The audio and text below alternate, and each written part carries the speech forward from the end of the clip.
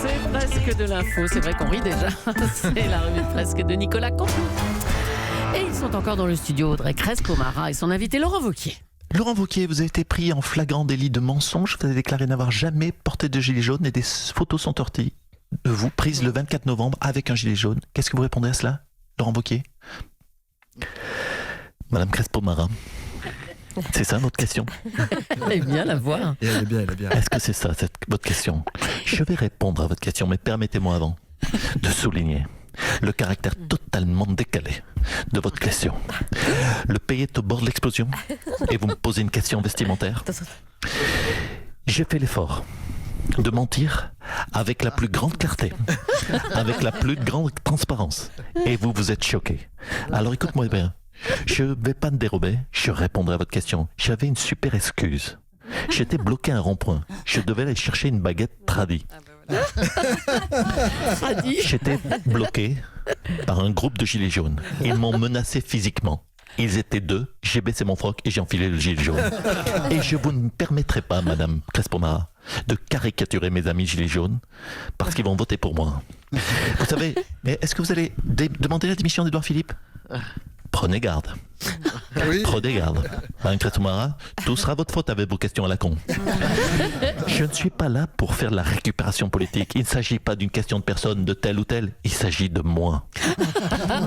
Je souhaite que l'on retrouve du calme, de l'apaisement, de la sérénité. Il faut rassurer les Français. C'est une urgence de rassurer les Français parce que je les rassure, ça va tout péter partout. On est au bord de l'explosion et du chaos. L'état d'urgence, il le faut. Vous savez pourquoi ? Parce que ça va me permettre de dire Hollande, Macron, obligés de rétablir l'état d'urgence. Tellement le pays va mal, il faut trouver une solution de remplacement. Et la seule solution, c'est moi. Et ne comptez pas sur moi pour faire de la récupération politique. Ah, attention, prenez garde, tout va être votre faute, Madame Crespo-Mara, à vos questions. À vous, Julie. Merci à tous les deux.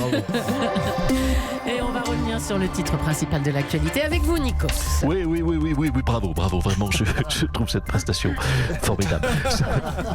En toute impartialité.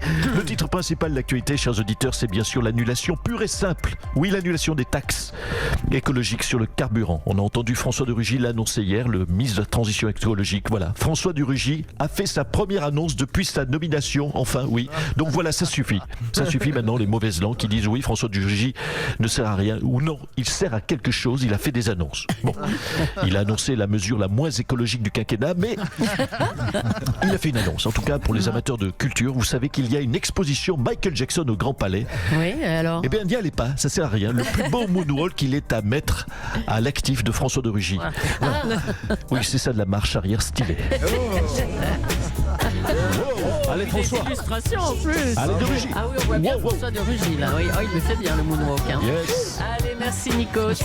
Quel style, François.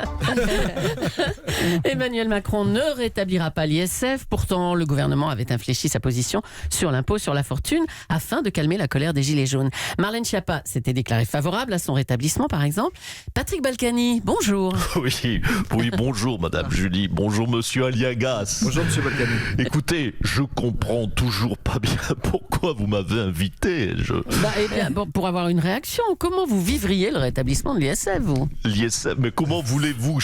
J'ai une réaction sur l'ISF, je ne paie pas l'ISF.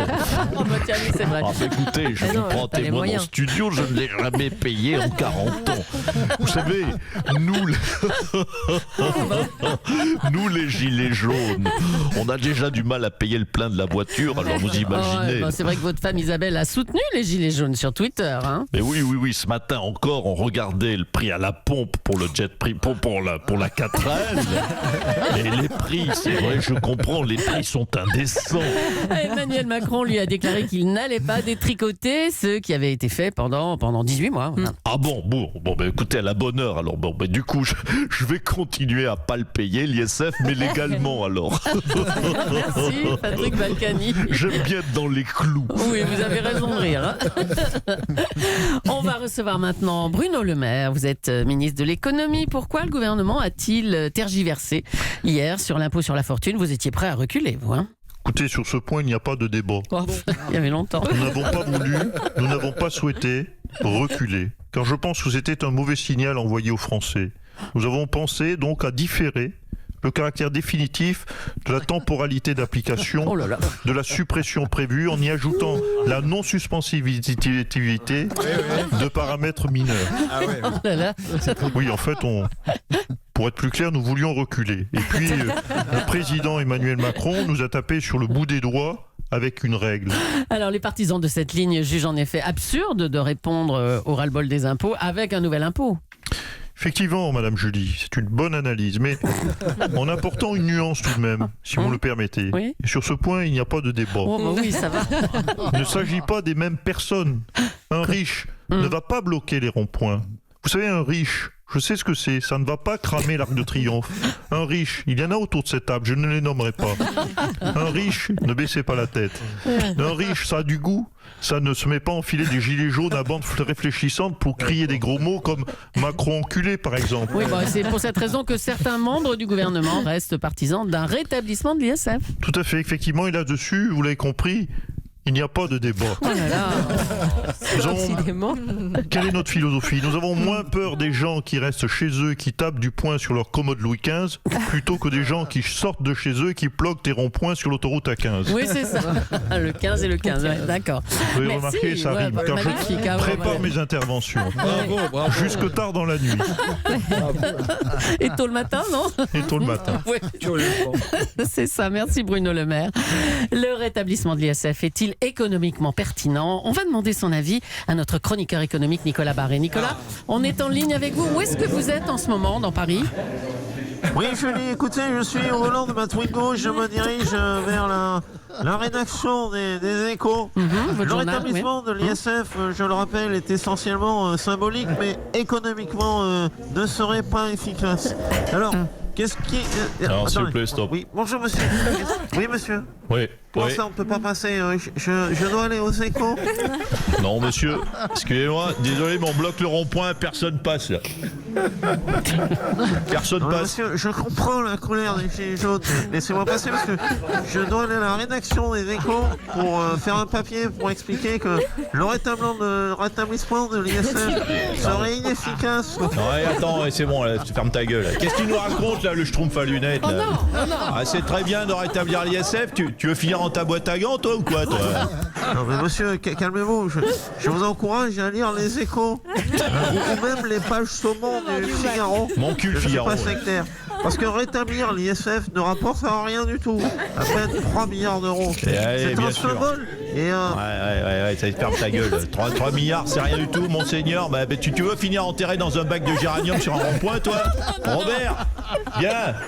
Aide-moi à le retirer de sa chiotte, là, ce con, là. On est tombé sur un rigolo. Viens là, mon pépère, là. Viens là. non mais qu'est-ce que vous faites, monsieur? Non mais lâchez-moi, ouais, monsieur. ta gueule. Non, ah non, pas dans le coffre. Ta gueule. Ne me mettez pas dans le coffre, monsieur. Je suis directeur des Échos. Je vais le dire aux Échos. Ah non, pas dans le coffre. Pas dans le coffre, monsieur. Non, arrêtez. Robert, dans un quart d'heure, tu m'ouvres le coffre, tu lui enlèves son froc, tu lui mets son calcif sur la tête et on lâche les pitbulls. Hein. Ok? Il fait tout noir. Je peux même pas écrire mon papier pour les Échos.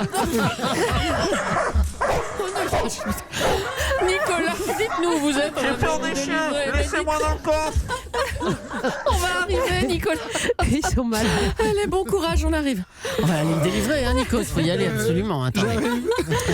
Les annonces du gouvernement n'ont pas satisfait les Français. On peut craindre de nouvelles manifestations et pire, de nouvelles violences contre le patrimoine, comme on l'a vu à l'Arc de Triomphe la semaine dernière. Stéphane Bern, vous êtes en charge du patrimoine. Oh oui ou non?